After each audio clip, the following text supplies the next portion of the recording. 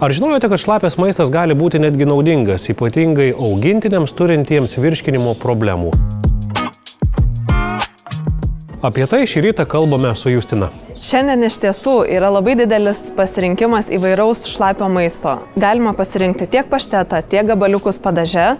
Be to, gamintojai siūlo ir specialiai pagal amžių pritaikytus šlapius maistus, tai tiek jaunikliams, tiek ir seniorams. Tokia įvairovė leidžia maistą pritaikyti pagal individualius augintinio poreikius. O kaip yra dėl augintinių turinčių jautrų virškinimą?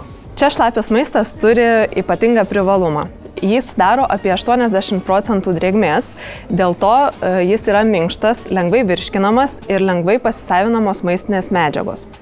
Dėl šios priežasties sumažėja žarnyno dirginimo rizika ir sumažėja virškinimo problemos. O kokią naudą šlapias maistas suteikia augintiniams turintiems virškinimo sutrikimų? Šlapias maistas pirmiausiai padeda sumažinti apkrovą virškinimo sistemai.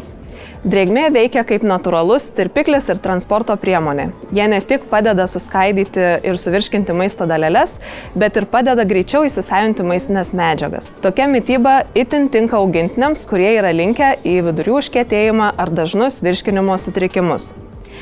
Taip pat rinkoje yra specialių šlapio maisto sudėčių pritaikytų būtent jautrų virškinimą turintiems augintiniams. Tokie produktai dažniausiai būna be grūdų ar be glitimo, taip pat be dažniausiai alergiją sukeliančių baltymų šaltinių. Tai reiškia, kad yra sumažinama alerginių reakcijų rizika ar maisto netoleravimo tikimybė. Taip pat daugelis jautrių augintinių būna išrankus maistui. Šlapias maistas dėl savo kvapo ir tekstūros yra patrauklesnis, todėl katės ar šunys mieliau jį ėda. Tai labai svarbu, kai dėl virškinimo problemų augintinis praranda apetitą.